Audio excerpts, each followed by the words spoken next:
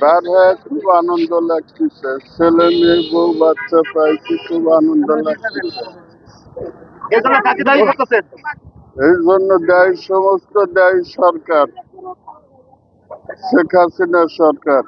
দেশ ফিরে পাওয়া যাবে না, বাকি জীবনটা যেন একটা সুস্থ সুন্দরভাবে কাটাইতে পারি স্বাভাবিক জীবনে, এইটাই। আর আমরা দীর্ঘদিন জেল খাটার কারণে অর্থনৈতিক সমস্যা হয়, তো আমরা যাতে একটা কর্মসংস্থান পাই এইটাই সরকারের কাছে। খুব ভালো আছি, আল্লাহর কাছে লাখো করে শুকরিয়া যে আল্লাহ আমাদের মাফ করে দিছে। আমি কিছু জানি না, কিচ্ছু করি নাই।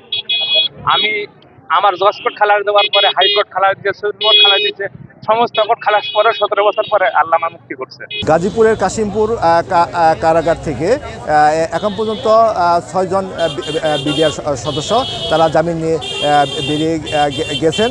আমরা সকাল থেকে গাজীপুর কাশিমপুর কারাগারের এই প্রধান ফটকে অবস্থান করছি এবং পাশাপাশি আমরা দেখতে পাচ্ছি বিডিআর সদস্যদের স্বজনরাও কিন্তু তারা এই প্রধান ফটকে ভিড় করেছেন।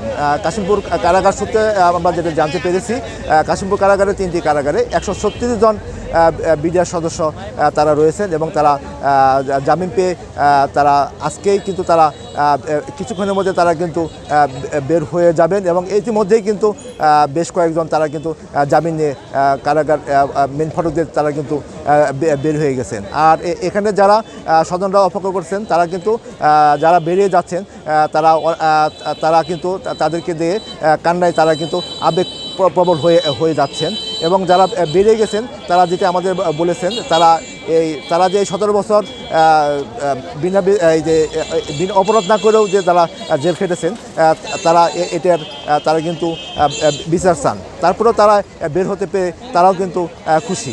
তো এই ছিল আমার কাছে গাজীপুর কাশিমপুর কারাগার থেকে সর্বশেষ তথ্য।